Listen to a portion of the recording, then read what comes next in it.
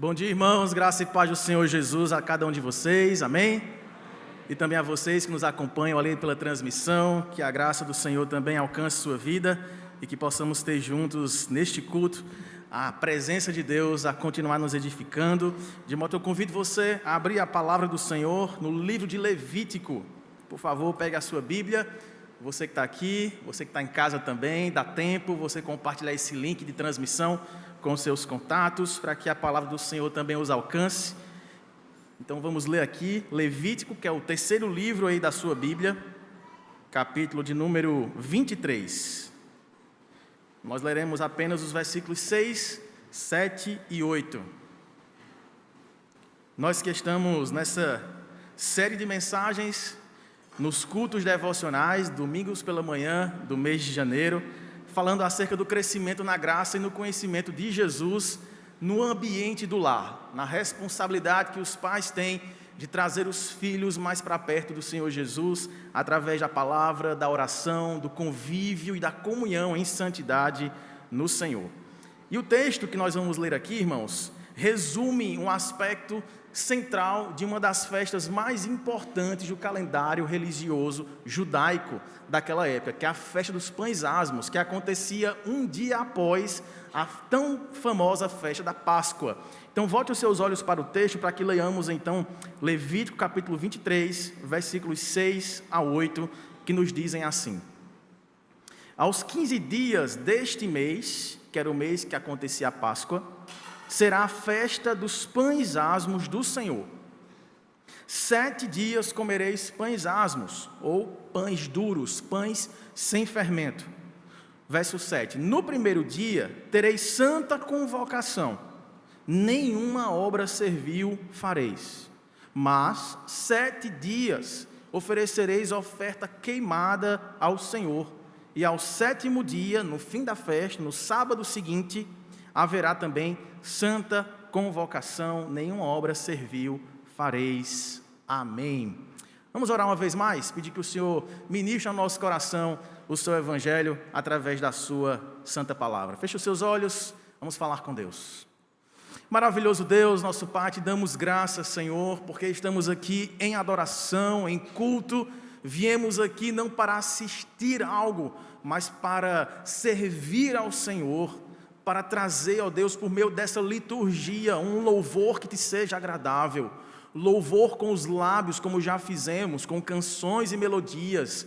Louvor com a nossa oração, bendizendo, agradecendo, confiando no Senhor.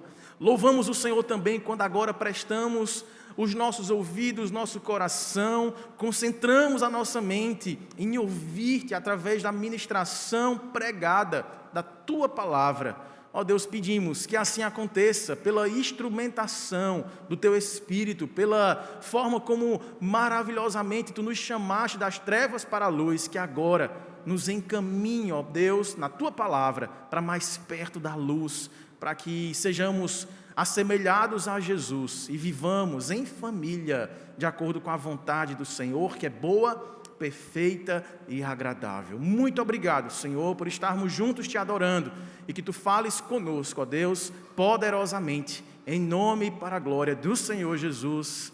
Amém, amém. Meus irmãos, trata-se aqui então desse terceiro livro que Moisés escreveu nesta sequência do Pentateuco. É um livro que traz aqui os cultos, os ritos, as festas, os dias santos das principais solenidades do povo da aliança de Deus. Se você observar esse capítulo 23, ele traz aí o resumo dessas principais festas. O versículo que nós começamos a ler, que é o versículo 6, ele vem logo na sequência da descrição resumida da Páscoa. A Páscoa acontecia no 14º dia deste mês, e no 15º dia iniciava-se uma festa que era maior do que a Páscoa. Então, apesar de menos conhecida, era a maior festa de Israel. A semelhança da festa dos tabernáculos, que durava uma semana, essa também durava uma semana. E ela começava ali no sábado, que naturalmente já era um dia de descanso, já era um dia para que, como foi enfatizado aqui em nossa leitura, nenhuma obra servil deveria ser feita, mas tratava-se de uma festa que tinha uma dieta específica e tinha uma liturgia familiar, uma liturgia do lar. ela acontecia no ambiente, no seio da casa, né? E aí, o mais interessante é perceber que, quando nós olhamos para esse texto, eu lembro aqui que tratava-se de uma espécie de faxina. A ideia da festa dos pães asmos era pegar tudo que tinha levedo, tudo que tinha fermento dentro de casa, e numa espécie de brincadeira em família, os filhos deveriam resgatar, pegar todos os pedacinhos de fermento que existiam pela casa e entregar ao pai para ser queimado fora. Essa é uma liturgia que, embora não esteja aqui relatada no texto, nós sentimos aqui, se você voltar para o livro anterior de Êxodo, capítulo 12, que é quando essa festa foi instituída, juntamente com a Páscoa e outras mais, você observará alguns outros detalhes.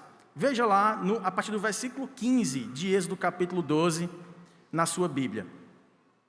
Lembrando que aqui, Êxodo, capítulo 12, é aquele famoso ponto de reversão, de transformação da vida de escravos em livres, né?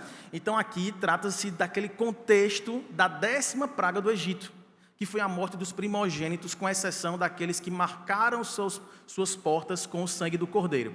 Então, depois dessa 10ª praga, houve então essa grande libertação e houve uma ordenança de que, em estatuto perpétuo, não apenas a Páscoa fosse celebrada, para lembrar desse grande livramento da morte, mas também a festa dos pães asmos. Então, Êxodo capítulo 12, versículo 15 até o versículo 20, vão nos dar alguns detalhes sobre isso. Diz aí o texto: 7 dias comereis pães asmos. Logo ao primeiro dia, tirareis, o que, irmãos? O fermento das vossas casas. Pois qualquer que comer coisa levedada, desde o primeiro dia até o 7º dia, essa pessoa será eliminada de Israel. Então veja, antes de o povo sair do Egito, Deus já estava instituindo uma festa que deveria durar para sempre. E que anualmente deveria ser observada com todo o rigor, assim como a Páscoa, tabernáculos e outras tantas. O verso 16 diz: ao primeiro dia haverá para vós outros uma santa assembleia. Também ao 7º dia, no final da festa, tereis santa assembleia. Nenhuma obra se fará nele, exceto o que diz respeito ao comer, preparar comida e comer. Somente isso podereis fazer. Você pensa assim: rapaz, que festa sem graça. Não podia fazer nada, só comer pão e pão duro. Não parece uma festa muito divertida, mas continua a leitura. Verso 17. Guardai, pois, a festa dos vossos pães asmos, porque esse mesmo dia, ou nesse mesmo dia, tirei vossas hostes da terra do Egito. Olha como ele faz aqui um trocadilho com esse mesmo verbo, tirar. Qual é a ordenança da festa? Vocês vão tirar todo o fermento da casa. Por quê? Porque nesse mesmo dia eu tirei vocês da terra do fermento, da terra do levedo, da terra da cultura idólatra do Egito. Portanto, guardareis este dia das vossas gerações por estatuto perpétuo. Não deveria ser naquele momento ímpar da saída do Egito. Deveria ser relembrado, revivido todos os dias daquele povo. E aí, no versículo 18, ele diz: desde o dia 14 do primeiro mês, que era quando acontecia a Páscoa, mas ele fala à tarde. Lembra que no calendário judaico, um novo dia começa no entardecer do outro, né? No anoitecer do outro, o crepúsculo do dia anunciava o dia seguinte. Então, no final da sexta-feira da Páscoa, né, que já seria para eles considerado o 15º dia, à tarde vocês vão comer pães asmos. Até quando? Até a tarde do dia 21 do mesmo mês. Então, por uma semana, vocês vão comer todos os dias pães sem fermento. Verso 19. Por 7 dias não se ache nenhum fermento nas vossas casas, porque qualquer que comer pão levedado será eliminado da congregação de Israel, tanto o peregrino como o natural da terra. E aí ele conclui dizendo, verso 20: nenhuma coisa levedada comereis, em todas as vossas habitações comereis pães asmos. Essa é uma das festas. Nós temos, por exemplo, a festa do sábado. Semanalmente deveria ser celebrada. Sim, era uma festividade. Está dentro da descrição das grandes festas solenes de Israel. O sábado era um dia em que o povo deveria descansar de suas atividades ordinárias e dedicar-se a atividades de adoração, assim como a gente faz hoje no domingo. Por que a gente faz no domingo? Porque foi o dia em que essa nova aliança, instituída no sangue de Jesus, da qual vamos celebrar a Eucaristia daqui a pouquinho, nós relembramos que ali, quando Cristo ressuscita, Ele traz para nós essa nova vida, em que agora nós não consagramos o último dia, nós consagramos agora o primeiro, porque Cristo é as primícias daqueles que dormem. Todos que morreram, crendo, filhos da aliança, Jesus tendo ressuscitado primeiro, nós o seguiremos nesse caminho dessa ressurreição, dessa nova vida. E como é que a gente marca isso? No culto. É no culto que a gente se reúne, parando as atividades ordinárias, não se preocupando com aquilo que nos espera amanhã, espero eu, boletos, contas, problemas, decisões, problemas familiares, desavenças dos vizinhos. A gente para essas atividades, a gente deixa de lado essas preocupações e a gente foca em um novo trabalho, o trabalho da adoração, da latreia, do serviço santo, de colocar aqui o nosso serviço de unir vozes em harmonia santa, em comunhão e convivência da graça que nos derrama amor, compaixão, perdão, misericórdia, esperança, conforto de coração. É aqui que nós somos reabastecidos. Por isso que é o primeiro dia. É para que você tenha fôlego, oxigênio, força renovada para a nova semana que está começando. A semana não começa amanhã, irmãos. A semana começa hoje. O seu calendário, inclusive quando você vai configurar qualquer aplicativo, ele faz uma pergunta para você. Não sei se você já percebeu, né? Quem gosta de organizar planners, agendas digitais, ele pergunta assim: qual dia deve começar o seu calendário? É o domingo ou a segunda? Você que é crente responde o quê? É o domingo. Mas pastor, eu não vou agendar reunião com ninguém. Não vai ter meet com ninguém. Não vai ter aqui nenhuma paradinha para resolver um problema administrativo com aqueles que trabalham comigo. Então não vai ter no meu plano nada no domingo. Vai ter. Você vai passar o dia todinho adorando, descansando na providência do Senhor, que acompanhará o seu planejamento semanal. A sua segunda, a sua terça, quarta, quinta, sexta, até o sábado, já estará consagrado ao Senhor, porque você participou de uma festa solene, chamada culto ao Senhor. Essa é uma festa semanal que eu e você somos não apenas convidados, mas convocados. É aqui que Deus vai tirando o fermento do nosso coração. É aqui que Ele vai renovando a alegria da nova vida que nos acompanha e que nos autoriza a representar Jesus em nossos relacionamentos em casa e no trabalho. Amém, irmãos? Que festa maravilhosa você está participando agora.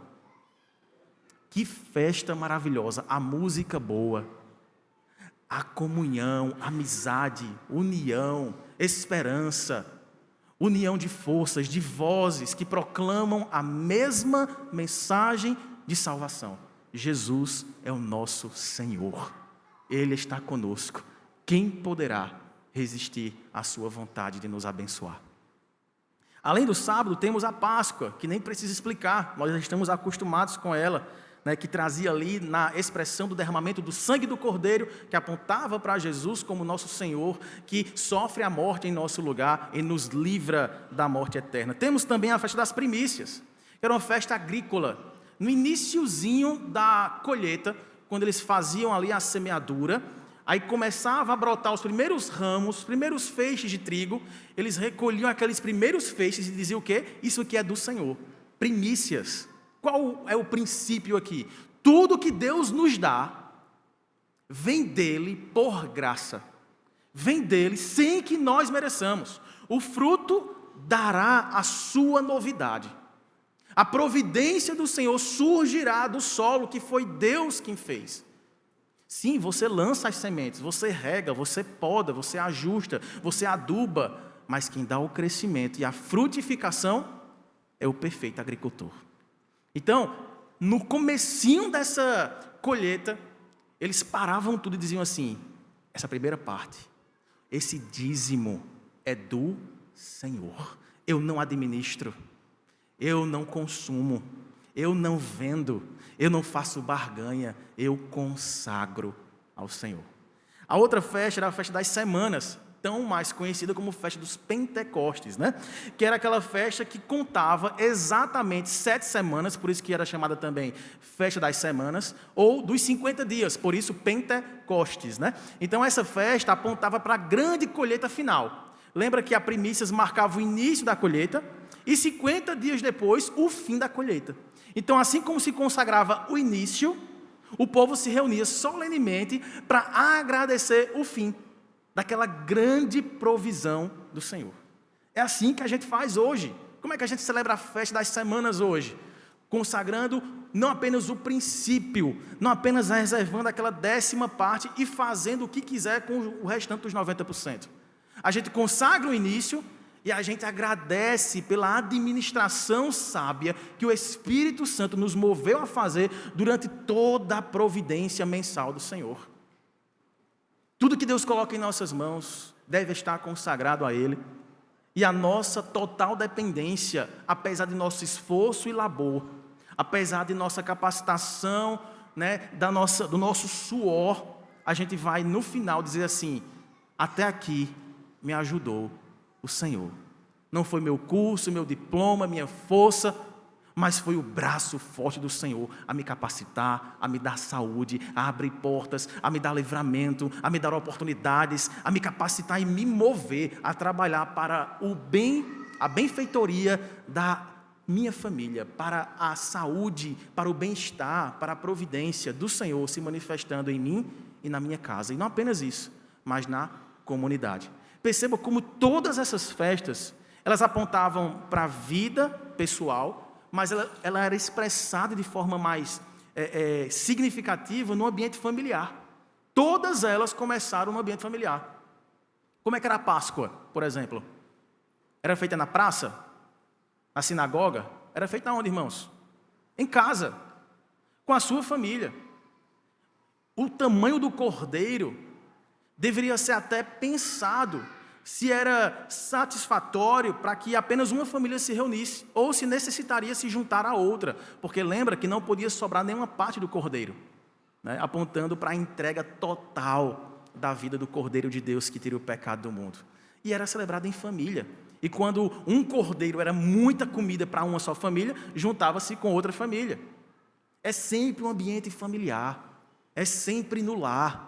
A nossa adoração, o nosso serviço a Deus não começa na igreja. Começa onde, irmãos? Na nossa casa. Porque aquele que não governa bem a própria casa, como governará a igreja de Deus? Do que adianta nós frequentarmos essa festa santa semanalmente?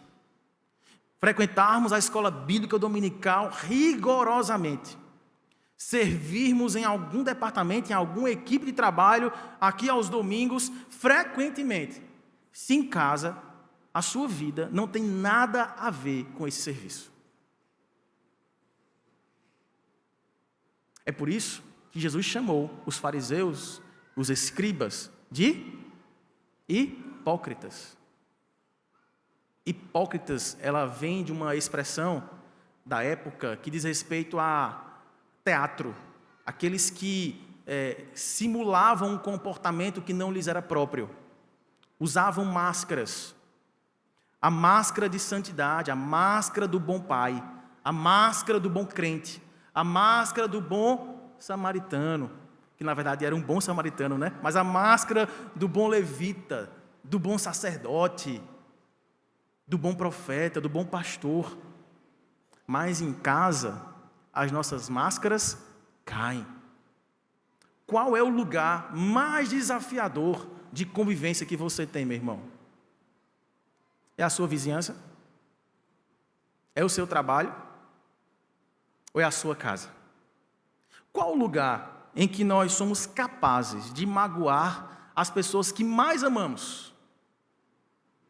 Qual é o ambiente em que as principais feridas do nosso coração são forjadas por aqueles que nós sabemos que muito nos amam? É a nossa casa. É na nossa casa que nós somos capazes de amar sacrificialmente, de nos colocar em perigos para guardar o outro. Em casa nós somos capazes de nos esvaziar para servir o outro, mas é em casa que nós somos capazes de sermos mesquinhos, egoístas, orgulhosos, ensimesmados, cheios de manias e desprezarmos aqueles que nos rodeiam com tanto afeto e amor. É lá que você consegue ser você, tão diferente em diferentes circunstâncias. Sim ou não? É lá. Portanto, é lá que deve existir o maior investimento da faxina da santificação, de tirarmos o fermento, o levedo do nosso coração, para que reine novos afetos, para que reine novos desejos, novas virtudes, novo comportamento, mas não somente isso. O novo jeito de ver a vida é de dentro para fora. De fora para dentro são mudanças moralistas e comportamentais que qualquer pessoa sem religião, sem Deus, consegue imitar, consegue simular. Bons cidadãos, pagadores de impostos, que honram a sua esposa, que não traem o seu cônjuge, que cuidam dos filhos, que são pagadores de contas. Mas, se isso não for feito em atividade de adoração primária, que reverbere para essa festa solene, semanal, em que somos carregados de uma mensagem de esperança, para que aí fora, não apenas o nosso comportamento chame a atenção, mas a essência daquilo que acreditamos e vivenciamos em casa, traga todo o efeito de mudança que esse mundo caído precisa, em vão será a nossa religião. É por isso, então, que Deus separou essas festas no calendário judaico para trazer esses significados e unir a família. Ontem eu passei por uma experiência que eu nunca tinha passado na vida. Eu respondi o formulário do IBGE. Deixa eu fazer só uma pergunta, que eu fiquei curioso com isso. Quantos aqui já foram entrevistados pelo IBGE? Levanta a mão. Caramba, então eu fui quase o último, né? Eu disse, rapaz, que massa. Não, mas é sábado, 14h. Eu, eita, a gente vai estar voltando da praia com aquele sono, né? Tá bom, não, eu quero participar. Qual foi a primeira pergunta que foi feita para mim? Depois do meu nome, data de nascimento, enfim, né? Qual é a sua religião? Aí depois, a segunda leva de perguntas foram perguntas relacionadas à família. E coisas que eu não esperava, irmãos. Do tipo assim, nos últimos 3 dias, você brincou com aquele rapazinho ali?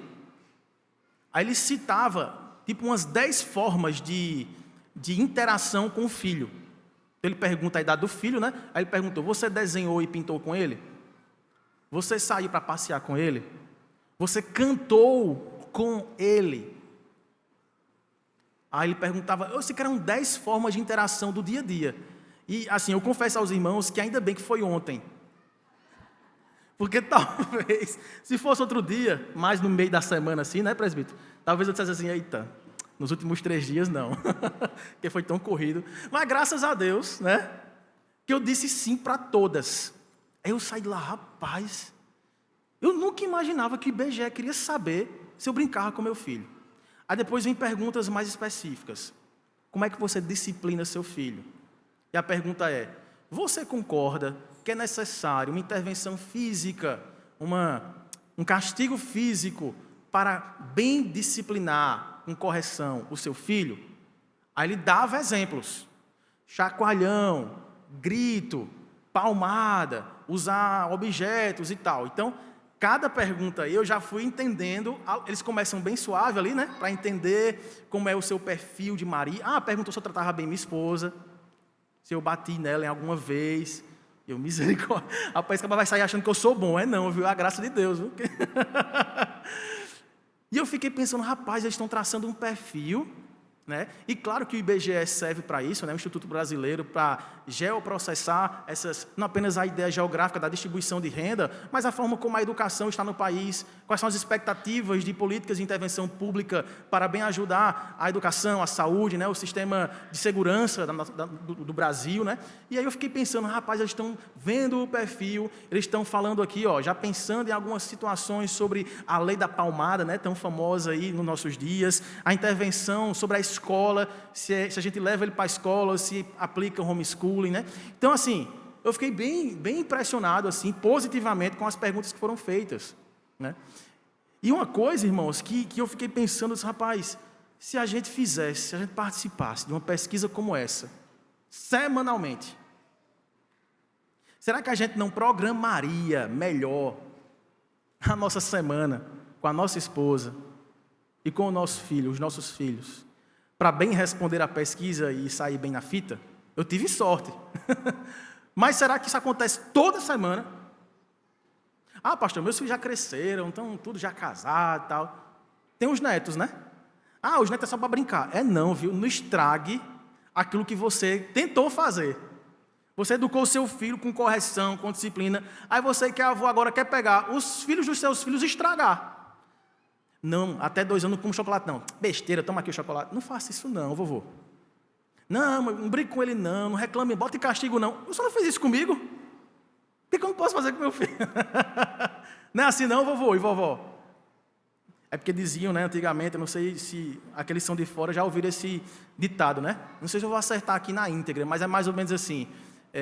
O avô é o jumento brabo que o filho amansa para o neto montar em cima. Você já ouviu isso?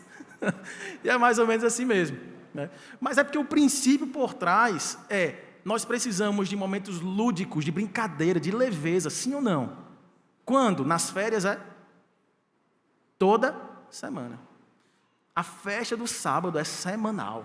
Toda semana você precisa ter um momento lúdico com a sua esposa, com seus filhos. Mas não lúdico pelo lúdico. Aqui se trata da sabedoria de Deus. Ele instituiu uma festa em que havia uma brincadeira doméstica que apontava para uma refeição de significados. E é aqui que eu queria focar com os irmãos, no momento em que a gente se encaminha já para o encerramento dessa palavra. A brincadeira era, a mãe preparava pão com fermento, e fermento naquela época não era aquele pó royal não, tá? Aquele pozinho branco ali, fiz um mexã aqui, né? Depois eu quero comissão. Mas não era aquilo não, era uma espécie de levedo vivo, borbulhante ali, né, que ficava guardado e era aplicado em alguns alimentos de massas antigas, né? Então, quem quiser saber mais, procure o irmão Marinaldo, nosso chefe do pão de fermentação natural, que ele vai explicar para você, né? E aí, esse pão era feito e ela pegava, separava em pedaços de tamanhos diferentes. Tamanhos grandes e colocados em locais visíveis para as crianças menores, né? Porque pequenininho vai ter mais dificuldade de encontrar, né? Então colocava uns pedacinhos maiores, né, Davi? Coloca aí para facilitar, né? Mas Pedrinho já é muito esperto, ele ia achar até os menores pedaços. E aí espalhava pela casa. E pegava os pedacinhos minúsculos, farelinhos daquele levedo ali, e escondia em locais mais difíceis, para as crianças maiores e mais espertas, né? E aí, a brincadeira todo mundo agora vai tirar todo o fermento da casa. Isso era a semana de um desafio familiar. E o pai ali ficava vendo aquele drama, né? Então os instrumentos eram uma colher de pau, uma pena para varrer o levedo. Não podia tocar no levedo. Eu estou narrando para vocês aqui uma descrição histórica e cultural que o John Sitema, um teólogo que estuda bastante, né, essa cultura do Antigo Oriente Próximo, e traz para a gente esses relatos aqui da história de Israel. Aí ele fala que tinha a pena, porque ninguém podia tocar no levedo, tinha a colherzinha de pau para recolher, e tinha um pano de linho que o pai segurava para, com muito cuidado, varrer para dentro, né, desse pano, e aí eles iam acumulando aqueles levedos, aqueles pedaços nesse recipiente ali. No final do dia, quando eles recolhiam todos os pedaços de fermento da casa, o pai, com toda aquela dramatização, como se fosse desarmando uma bomba, né? Pegava com muito cuidado, ninguém pode tocar, afasta, levava para fora de casa e queimava todo o levedo. Retirava de casa, lançando fora todo o fermento, e ali ele era queimado. E aí, certamente, aquele clima, aquela gaiatice, aquela brincadeira, aquela risadagem, encontrei isso aqui, você não achou isso aqui? depois era encerrado com uma refeição. Para comer o quê? Pão sem fermento. E certamente as crianças perguntavam: pai, por que o pão está duro? Por que a gente jogou o pão bom, o pão fofinho, fora? A gente queimou, foi muito divertido por sinal, mas agora na hora de comer, de repor as energias, a gente vai comer o pãozinho mais duro, sem fermento. E aí é onde entrava aquilo que nós, enquanto pais, avós, tios, precisamos fazer. Usar a criatividade e a prescrição bíblica para bem instruir os nossos e aqueles que estão sob nossa responsabilidade com diversão e profundidade de significado.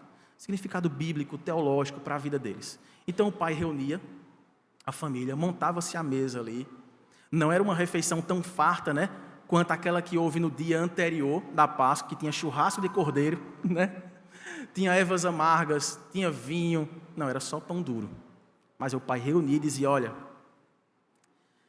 vamos ler aqui o texto, ou recordar aquilo que disseram aos nossos pais. Deus mandou retirar de casa todo o fermento do Egito.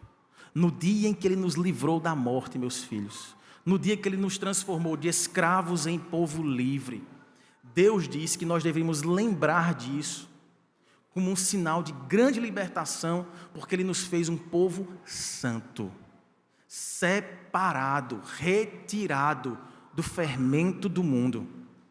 Nós ainda estamos no mundo, nós ainda vivemos sob a influência do fermento do pecado, mas a idolatria deve ser todos os dias retirada da nossa casa, para que sirvamos ao Senhor em santidade, e isso com alegria. E adivinha só, irmãos, a Páscoa era numa sexta-feira, pães asmos começava no sábado. A Páscoa apontava para o grande sacrifício de Jesus, o Cordeiro de Deus, que derramaria o seu sangue para marcar a nossa vida como aqueles que são livres da morte, que é a consequência esperada e justa de todo pecado. Pois todos pecaram, carecem da glória de Deus, e o salário do pecado é a morte. A Páscoa apontava para o livramento da morte. Mas Jesus, ele foi sepultado. Ele foi sepultado quando? No sábado. O pão asmo, o pão sem fermento, ele era retirado e colocado para fora. Era deixado do lado de fora. Jesus, ele foi sepultado, cumprindo a exigência desta festa para o significado mais amplo para o qual ela aponta. Foi Jesus quem levou para longe de Deus e para longe de nós o fermento que nos condenava à morte. Foi Jesus que foi sepultado para arrancar de nossa casa, de nossas vistas, o cheiro de morte, o levedo do pecado que nos conduzia para a dispersão, para longe da presença do nosso Deus.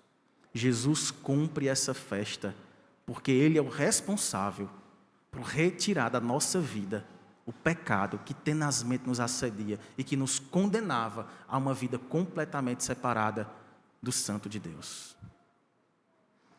Eu queria caminhar para o fim apontando para você uma palavra do próprio Jesus. Se você puder abrir a Bíblia em Mateus, capítulo de número... Mateus, capítulo... Deixa eu só pegar aqui a referência exata. 23, por favor.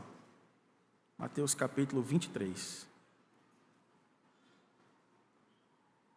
Versículos 25 e 26.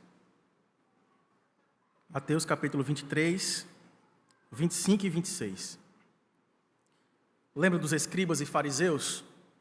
Jesus olha para eles e fala assim: ai de vós, escribas e fariseus, hipócritas, porque limpais o exterior do copo e do prato, mas estes, por dentro, estão cheios de rapina e de intemperança.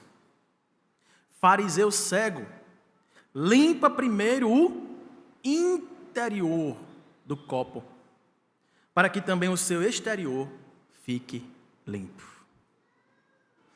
A grande tristeza, irmãos, é que a realidade do pecado não opera de fora para dentro. Você deve ter ouvido na escola e até na faculdade que nós nascemos uma tábula rasa, vazios e neutros moralmente, e somos influenciados pelo meio em que vivemos. Somos forjados em nossa personalidade, em nosso caráter, em nosso jeito de pensar, de ver a vida, de acordo com as circunstâncias externas, sociedade, o meio em que vivemos. Eu não nego que nós somos, sim, influenciados pelo meio que vivemos. Não tem como. Você é influenciado pela cultura onde você está inserido. Mas a realidade do fermento do pecado, ela opera dentro da massa. Ela opera de dentro para fora. Há um romance clássico da década de 50, escrito por William Golding, chamado The Lord of the Flies, O Senhor dos Voos, que ele conta a história de meninos ingleses, cultos, estudiosos, bem criados, que sobreviveram a um acidente de avião. E eles ficaram morando sozinhos numa ilha, isolada do mundo. E tudo ia bem. Aquela nova sociedade, naturalmente, foi desenvolvendo lideranças hierarquicamente organizadas, porque eles eram acostumados, em organizar a vida de forma culta ali, Eles haviam aprendido algumas noções de sociedade, quem vai fazer isso aqui, o responsável por isso aqui e tudo mais. E aí, apesar de não sofrerem nenhuma influência externa para corromper o novo mundo deles, a presença da maldade interior começou a operar nessa nova sociedade. Medo, crueldade, violência começaram a irromper por meio do grupo, lutas ferrenhas pelo controle, desintegraram os relacionamentos, chegando ao ápice com um assassinato particularmente brutal. Parece que a sociedade, irmãos, se apega com unhas e dentes ao mito da bondade essencial do homem, como se o homem fosse simplesmente um produto do meio em que vive. Mas a história de Golding nos mostra que por mais excelente que alguém possa ser em sua aparência externa, por mais culto, inteligente, educado, bem apresentado que alguém possa ser, por mais simpático, divertido, eloquente, influente que alguém possa ser, existe em seu interior, em meu interior, impulsos terríveis, desejos pecaminosos, que fermentam o mal e ameaçam sua vida e a vida daqueles com quem você convive. A vida nem sempre é uma festa fácil de identificar os pontos levedados para serem retirados e queimados fora. Há conflitos, há confrontos, e nós somos confrontados principalmente por aqueles com quem mais convivemos, com quem mais deveríamos nutrir comunhão. Mas a boa notícia disso tudo, meu irmão, minha irmã, é que o Deus que nos criou e que planejou a nossa família e que nos chama para perto, para um relacionamento pessoal, de afeto, de amor, de cuidado, de perdão, de compaixão, de graça, de misericórdia, é aquele que nos traz o seu Filho para se tornar fermento em nosso lugar. Quando Paulo escreve a segunda carta aos Coríntios, ele fala que Cristo, sendo o Santo de Deus, se tornou miséria, pecado, para que nele fôssemos feitos justiça de Deus. Essa grande libertação não opera de fora para dentro, ela opera no nosso coração, no centro de quem somos, na essência daquilo que acreditamos, daquilo que esperamos, daquilo que ansiamos. É lá que começa essa mudança, essa purificação, essa faxina do lar. Não começa pela boca, por aquilo que colocamos para dentro, mas no coração. Porque daquilo que está cheio o coração, transbordará a nossa boca para essa mensagem de esperança. É Deus quem nos resgata, irmãos, não apenas dessa morte, da separação dele e uns dos outros. Ele nos dá um novo coração capaz de crer, de obedecer, de confiar, de se arrepender de ser humilde, reconhecer o fermento e dizer: minha esposa, me perdoe, meu filho, me perdoe. Ah, mas eu vou perder meu papel de autoridade. Você perderá o seu papel de autoridade no momento em que você orgulhosamente se colocar a par daquilo que Jesus ordena como liderança sacrificial, de amor, de respeito, de honra, em que dar é melhor do que receber. Em que pedir perdão, primeiro, não é nada desaprovador daquele que tem a tarefa de liderar. Pelo contrário, é pelo exemplo que nós conquistamos o respeito e a confiança dos nossos filhos. É quando ele ouvir as nossas orações, pedindo perdão pelo modo em que tratamos a mãe deles. É quando ele ouvir eu pedir perdão não apenas à minha esposa, mas pedir perdão a Deus diante da minha esposa, por aquilo que eu deveria ter feito e não fiz, ou por aquilo que não deveria ter feito e fiz. Esse novo coração é capaz de ser humilde, de buscar a santificação, porque sim, já fomos purificados, mas sim também precisamos buscar a purificação todos os dias. É uma festa que não deve ser anual, assim como o nosso sábado cristão não deve ser semanal. A festa da faxina do lar, ela é diária. Jesus não está dizendo aqui que é para a gente se isolar do mundo, irmãos, e procurar uma ilha. Os romances, mas muito mais do que os romances, a realidade nos mostra que de nada adianta aquela postura de eu não sou mais do mundo, então eu vou procurar uma casa afastada da cidade, eu vou para o meio do mato. Nas férias é bom fazer isso, para descansar um pouquinho. Eu vou para o meio do mato, vou me isolar de tudo e de todos, não vou ter mais rede social, não vou ter nem internet em casa, eu só vou ter agora pão e água, não vou mais pedir iFood, porque agora eu vou me isolar de tudo que pode me influenciar, eu vou ser santo, santo, santo. Olha essa foto aí que Neto vai mostrar para vocês. Alguém já... É que está esticadinho, né? O bichinho até ficou gordinho, rapaz, nessa foto. Alguém sabe quem é essa pessoa aí? Alguém já viu essa ilustração? Eu também não vou lembrar o nome, por isso que eu estou procurando aqui a colinha. Olha só. Essa pessoa que você está vendo aí, no 5º século depois de Cristo, o nome dele é Simeão Estilita, um homem considerado um santo católico, que era um cristão sírio, lá no século V, que viveu mais de 35 anos, mais do que a minha idade, em cima de uma plataforma de 2 metros quadrados, no alto de uma coluna no deserto.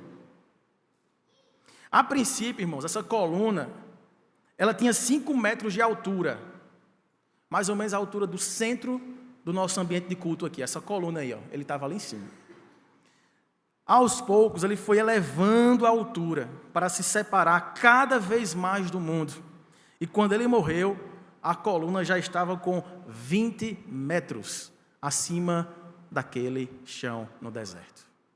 Tudo isso para buscar uma postura de isolamento do pecado, do fermento, que tanto nos assedia. Isso não funcionou. Assim como os monastérios não funcionaram. Jesus não nos chama para sairmos do mundo. Lembra da oração sacerdotal em João 17? Pai, não peço que os tires do mundo, pelo menos agora não, até que se cumpra o propósito da vida deles, mas que os guardes do mal. Você ainda vai precisar acordar cedo amanhã e ir para aquele ambiente de trabalho maravilhoso, que ninguém fala mal de ninguém, que ninguém quer tomar o lugar de ninguém. Você ainda vai precisar sair do seu lugar hoje e almoçar em algum restaurante ou na casa de alguém, onde vai ter invejosos, pessoas violentas, que por causa de uma demora para o pedido chegar é capaz de se tornar violento. Você vai sair daqui e você pode cruzar aqui a Avenida Guarabira e você levar um corte de alguém, talvez embriagado, em alta velocidade, colocando em risco sua vida e sua família, e ainda querendo ter razão, querendo chamar você para o confronto físico.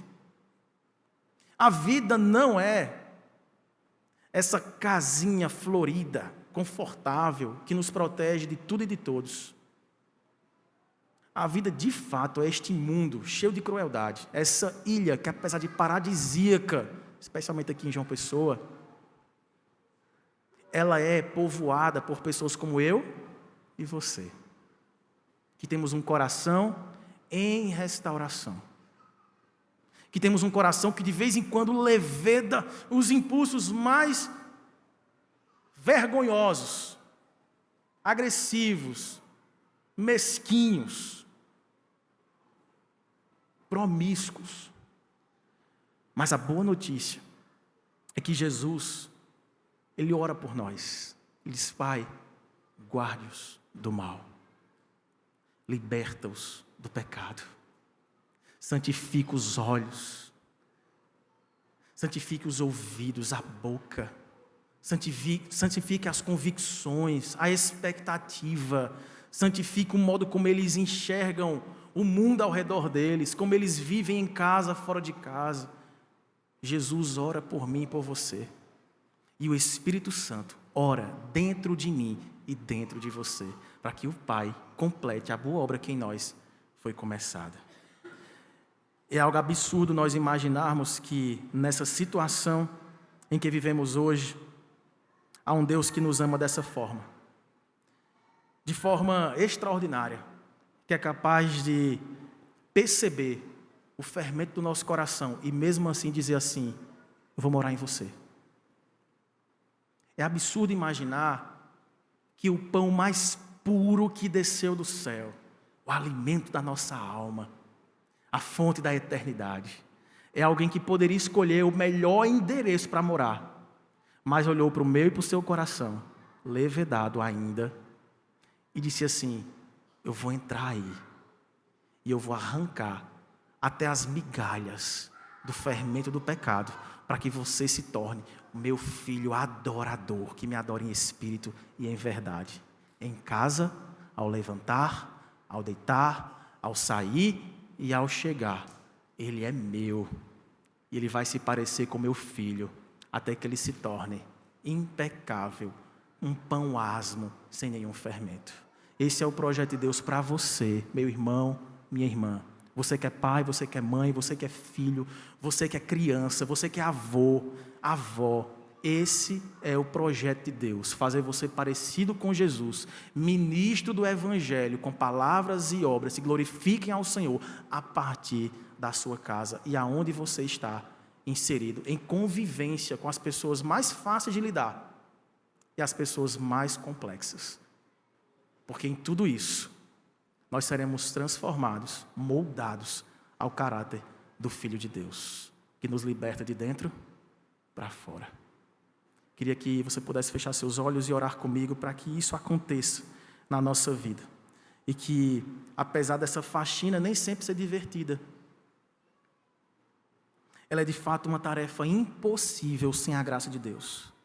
Mas Jesus Cristo é aquele que tira o fermento do mundo, nos muda por dentro e por fora. E dentro de nós, o Espírito Santo vai espalhando e alcançando a nossa vida com novas virtudes para a glória do Pai. Ó Deus, nosso Pai, nós diariamente somos confrontados, ó Deus, com aquilo que de fato somos, com aquilo que deveríamos ser. Com o fermento que não deveria existir, mas que ainda mancha as paredes, os cantos, as gavetas da nossa alma.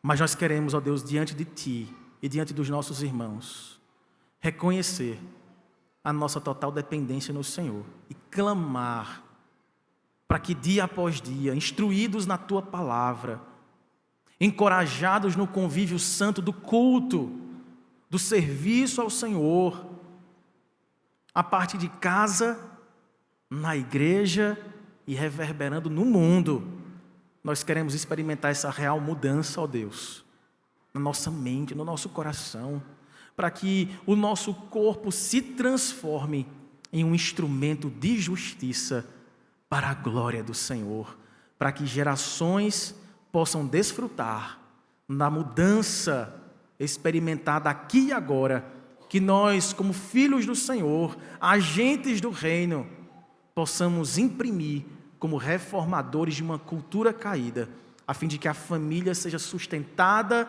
alimentada pelo Teu Evangelho, e isso influencie não apenas a nossa geração, mas aquelas que virão, para a glória do nome de Jesus. Amém.